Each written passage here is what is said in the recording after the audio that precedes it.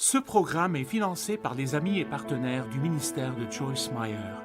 Il m'a dit, tu me rappelles ce petit robot. Et avant que tu ne sois complètement réveillé, le diable commence à te mettre toutes ses pensées dans la tête. Il a dit, c'est comme si tu te préparais pour la journée. Qu'en est-il de moi? Qu'en est-il de moi? Je fais ce que je fais parce que j'ai vu la puissance de Dieu transformer ma vie et il fera de même pour vous. La clé pour toute chose est dans la parole de Dieu. Je suis Joyce Meyer et je crois que Dieu peut vous guérir là où vous avez mal. Il y a eu un moment dans ma vie où il m'est arrivé tellement de mauvaises choses pendant si longtemps que j'en suis arrivé au point d'avoir peur des problèmes. La Bible parle de mauvais pressentiments et dit que tous nos jours sont mauvais à cause de mauvais pressentiments. Avez-vous déjà eu tellement de choses dans votre vie que vous attendez que la prochaine catastrophe vienne? Et je suis si heureuse de ne plus avoir à vivre comme ça. Maintenant que j'ai fait tout ce parcours, j'attends de voir quelle sera la prochaine bonne chose qui arrivera dans ma vie. J'ai fait une étude approfondie sur le mot « espérance » et j'ai découvert que l'espérance n'est pas comme dans le monde. J'espère que quelque chose arrivera. Je ne sais pas si ça arrivera, mais je l'espère. Mais l'espérance biblique est s'attendre à ce que quelque chose de bon arrive à tout moment. C'est l'attente positive que quelque chose de bon va vous arriver. Et c'est comme ça que je vis maintenant. Je suis heureuse que Jésus nous renverse complètement. Il nous apprend à vivre complètement à l'opposé de la façon dont nous vivions. Et je n'ai plus peur des problèmes. Je sais que certains viendront, je ne sais pas ce qu'ils seront. Mais Jésus a dit qu'il y aurait des tribulations dans le monde. C'est insensé pour nous de penser que nous atteindrons un jour sur cette terre une période où nous n'aurons jamais de problème. Nous devons donc nous fortifier un peu, nous fortifier spirituellement. L'esprit de l'homme le soutient dans sa maladie et ses peines, mais si l'esprit est abattu, qui le relèvera? Donc, vous vous êtes fortifiés ce week-end. Mais cette force ne durera pas éternellement. Vous devez continuer à en ajouter et en ajouter et en ajouter parce que le monde l'aspire. Amen. Mais la bonne nouvelle, c'est que vous n'avez pas besoin d'avoir peur des problèmes. Pourquoi? Parce que vous êtes plus que conquérants. Et je le pense vraiment. Je crois vraiment. Peut-être que pendant longtemps, je l'ai juste confessé et je l'ai prêché. Mais quelque part sur le chemin, je l'ai vécu et je crois vraiment à 100% que peu importe ce que l'ennemi invente, nous pouvons lui survivre et nous pouvons connaître la victoire dans nos vies. Et si vous savez cela, alors les problèmes que vous traversez ne seront pas aussi graves parce que vous avez des attentes positives alors que vous êtes sur le chemin de la victoire. La Bible dit que la foi, c'est la ferme assurance des choses qu'on espère, la démonstration de celles qu'on ne voit pas. Et la foi est quelque chose que vous avez à l'intérieur avant de l'avoir à l'extérieur. Et quand vous l'avez à l'intérieur, c'est à peu près la même chose que de l'avoir à l'extérieur. Vous suivez le processus d'attendre qu'elle se manifeste. Pendant les 2 mois et demi où je n'ai pas pu marcher, quand mes 2 jambes allaient mal, je savais que j'allais m'en sortir. Je le savais. Je savais que Dieu n'en avait pas encore fini avec moi et que, d'une manière ou d'une autre, il me fortifierait et me rendrait capable de terminer ce qu'il m'avait appelé à faire. Je n'ai donc pas été si malheureuse que cela pendant ces 2 mois et demi. Évidemment, j'aurais préféré pouvoir sortir, mais je n'étais pas vraiment malheureuse parce que je savais que j'avais déjà la victoire avant de l'avoir. Amen. Et vous aussi. Mais c'est important que vous le sachiez. 2 Corinthiens 4:8, nous sommes pressés de toutes parts, troublés et opprimés de tous les côtés, mais j'aime cela. C'est la transition. Il dit, j'ai ce problème, mais laissez-moi vous le dire. Non écrasé, inquiet, face à l'embarras et incapable de trouver une issue, mais non désespéré. Le mot désespéré signifie sans solution. Il y a toujours une solution parce que Jésus est le chemin. Amen. Nous ne connaissons peut-être pas le chemin, mais lui le connaît. Vous voyez, quelle que soit la situation dans laquelle vous vous trouvez, je ne peux pas vous promettre que votre situation changera, mais je peux vous promettre que si vous faites attention, vous serez changé. Vous serez changé, et cela signifie que ce qui vous dérangeait ne vous dérangera plus autant qu'avant. Et cela rendra le diable furieux parce qu'il veut vous déranger. Amen. Nous ne sommes jamais sans issue. Nous sommes persécutés, poursuivis, mais non abandonnés, laissés seuls. Nous sommes abattus, mais non anéantis, ni détruits. J'aime cela, prendre la chose négative que le diable essaye de faire et la transformer en quelque chose de positif. C'est ce que le monde ne sait pas faire. Nous portons toujours avec nous la même responsabilité et le risque de mort dans notre corps que celle du Seigneur Jésus. Mais je veux expliquer cela. Cela ne veut pas dire que vous allez monter sur une croix et mourir comme Jésus l'a fait. Mais Jésus a dit, si quelqu'un veut être mon disciple, qu'il se charge de sa croix, qu'il me suive, qu'il s'oublie, se perd de vue et perd de vue ses propres intérêts. Ainsi, la mort à laquelle nous sommes appelés est de mourir à nous-mêmes. La croix que nous portons consiste à apprendre à vivre une vie désintéressée. Et ce n'est pas une affaire facile, car nous nous aimons nous-mêmes. Nous voulons ce que nous voulons, quand nous le voulons, comme nous le voulons, et ne me dites pas non.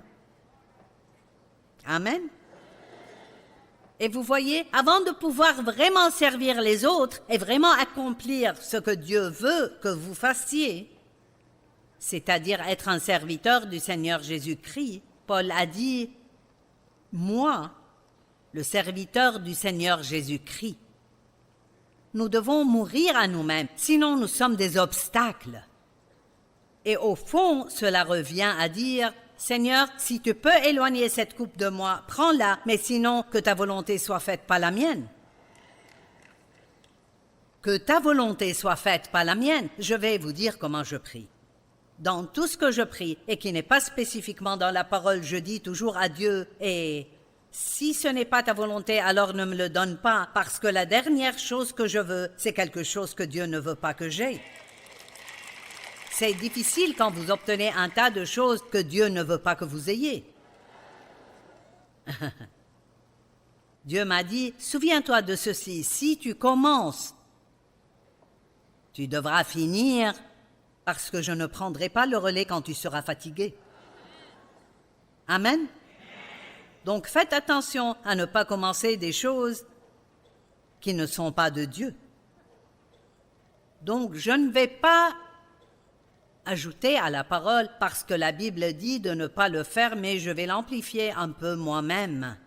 Nous portons toujours avec nous dans notre corps le risque de mort et l'agonie du Seigneur Jésus, afin que la vie de résurrection de Jésus soit aussi manifestée dans notre corps. Jésus est mort à lui-même, il a été trahi, il a été rejeté, il a été maltraité, il a été haï. Et il a dû ne pas se laisser abattre par tout cela et garder les yeux strictement fixés sur ce que son Père l'avait envoyé faire. Verset 11. En effet, nous qui vivons, nous sommes sans cesse livrés à la mort à cause de Jésus, afin que la vie de résurrection de Jésus soit elle aussi révélée de notre corps mortel. Maintenant, suivez-moi au verset 12. Ainsi, la mort à soi est à l'œuvre en nous, afin que notre vie travaille activement en vous. Une toute petite personne a commencé intimide. Vous savez ce que cela signifie? Je ne peux pas vous aider tant que je ne suis pas morte à moi-même.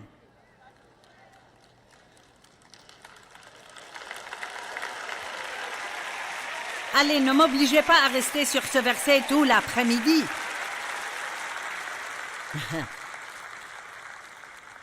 Je ne peux pas vraiment vous aider. Ou peut-être devrais-je dire ceci, c'est seulement dans la mesure où je suis morte à moi-même que je peux vous aider. Et plus je meurs à moi-même, plus la puissance de résurrection peut couler à travers moi pour aider les gens que j'essaye d'aider.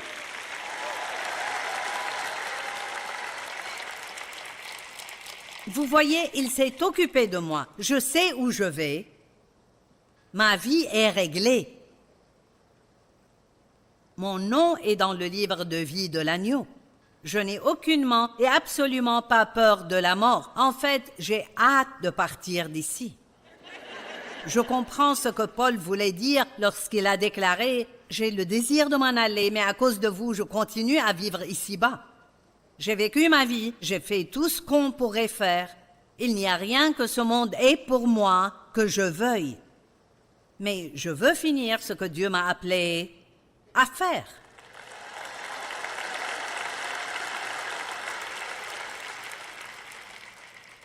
Et je crois que c'est aussi le cas de beaucoup d'entre vous.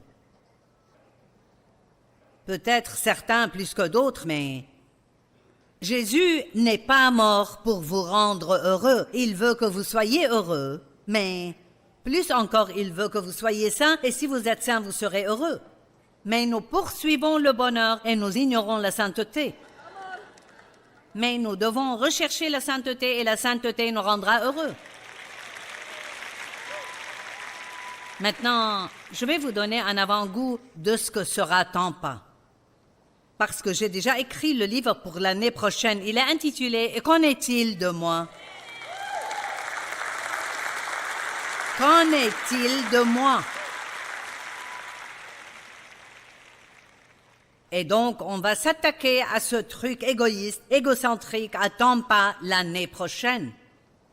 Et vous voudrez rassembler tous les chrétiens égoïstes et égocentriques que vous connaissez, leur acheter un billet et les amener. Parce que nous aurons une mort et un enterrement et une résurrection. Amen. J'aime ce que l'apôtre Paul a dit. Ainsi je connaîtrai Christ, la puissance de sa résurrection et la communion à ses souffrances en devenant conforme à lui dans sa mort. Tant que nous sommes égoïstes, nous sommes morts.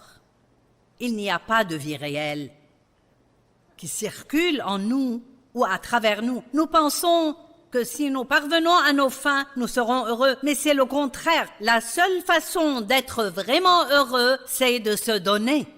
Et voilà le secret, je vais vous le dire. Si vous vous oubliez, Dieu fera plus pour vous que tout ce que vous pouvez imaginer. Mais tant que vous essayez de le faire pour vous-même, vous ne l'obtiendrez jamais. Il vous échappera toujours. Et nous avons tellement peur de ne pas avoir ce que nous voulons. Nous avons tellement peur de renoncer à ce que nous pensons vouloir. C'est pourquoi je vous ai demandé combien d'entre vous seraient prêts à renoncer à quoi que ce soit pour avoir plus de Saint-Esprit dans leur vie. Vous savez, revenons un instant à Abraham. Dieu a dit à Abraham, « Quitte la maison de ton père, tout ce que tu connais et tout ce qui t'est familier. » Vous savez, nous lisons cela trop rapidement. Quitte tout et va là où je te montrerai. Dieu ne lui a même pas dit où il allait. Pourquoi Abraham a-t-il dû faire ça? Parce que sa famille adorait des idoles. Et parfois, Dieu doit vous appeler à sortir des choses qui vous empoisonnent avant de pouvoir faire ce qu'il veut en vous. Amen.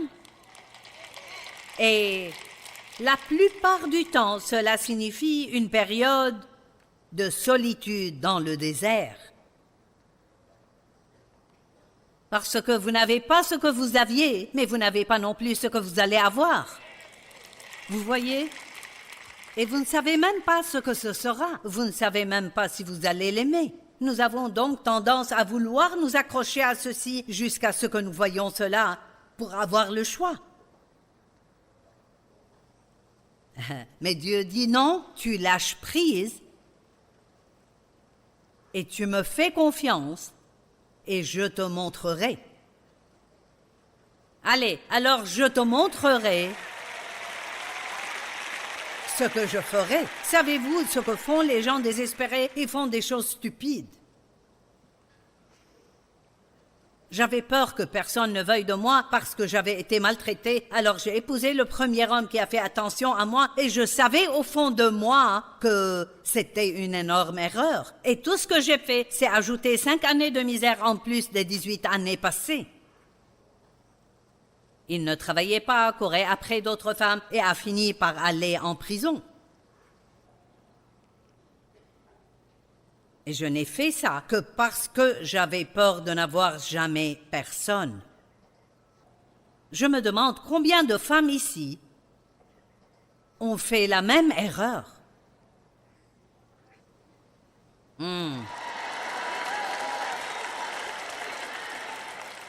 Eh bien, Dieu peut arranger les choses pour vous. Il peut toujours faire en sorte que tout se passe bien si vous le croyez. Et ne vous mettez pas en colère contre moi quand je dis cela. Je n'essaie pas d'être méchante, mais tant de gens vivent aujourd'hui avec quelqu'un qu'ils n'ont pas épousé. Et vous savez quoi? Si quelqu'un ne vous aime pas assez pour s'engager,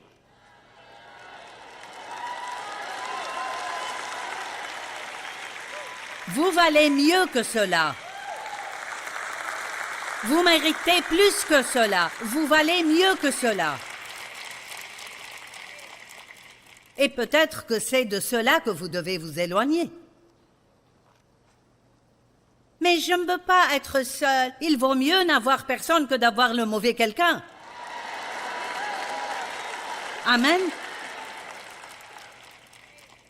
J'ai perdu tous mes amis quand j'ai choisi le Saint-Esprit.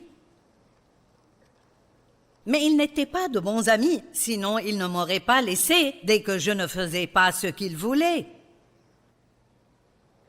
Vous pensez que vous avez de bons amis qui sont en fait de mauvais amis, parce que s'ils ne peuvent pas vous contrôler, ils vous jetteront dehors. Arrêtez d'essayer de vous rendre heureux tout le temps et Dieu vous rendra heureux. Vous savez, je ne sais pas ce que vous pensez de ma vie, mais à part ça, je ne fais rien de spécial. Je ne fais rien, je reste à la maison, je prépare des messages et demain, je dois faire mes valises pour le prochain voyage à Hershey. Et puis, la semaine suivante, je préparerai des messages pour Hershey. Et c'est ma vie, c'est ce que je suis appelée à faire. Mais je ne sais pas ce que vous pensez que les gens comme nous font. Nous ne flottons pas sur un nuage de gloire en chantant Alléluia toute la journée. Et la semaine d'après, je serai au studio pour enregistrer pour que vous puissiez me voir le matin. Je travaille et j'aime ça parce que j'ai le meilleur patron du monde. Amen.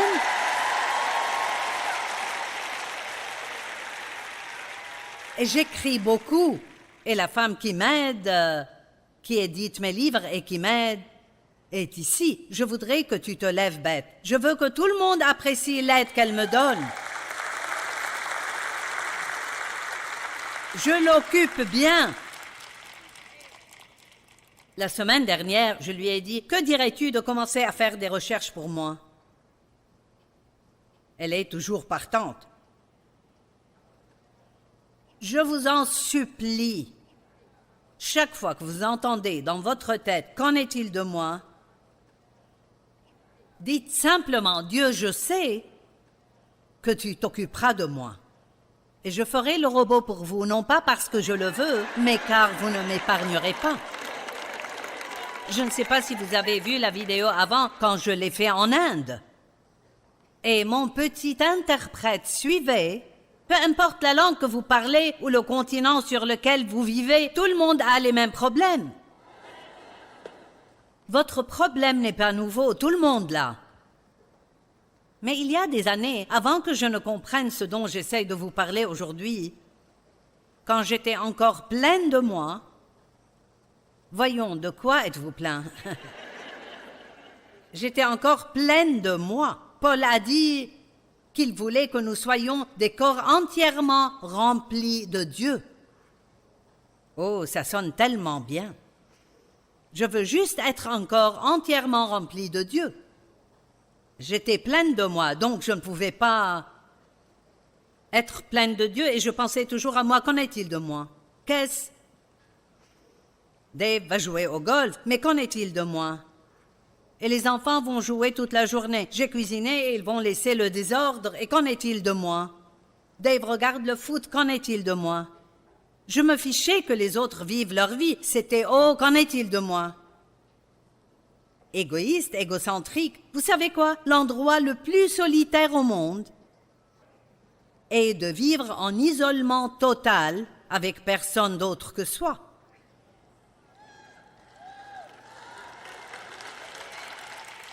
Dans votre petite cellule de 4 sur 8 avec vous seul, il n'y a de place que pour vous. Je me suis réveillée un matin en pensant à moi comme je le fais d'habitude. J'aime penser à ce que je vais manger ce jour-là. Qu'est-ce que je vais faire pour me rendre heureuse? Qu'est-ce que je veux faire?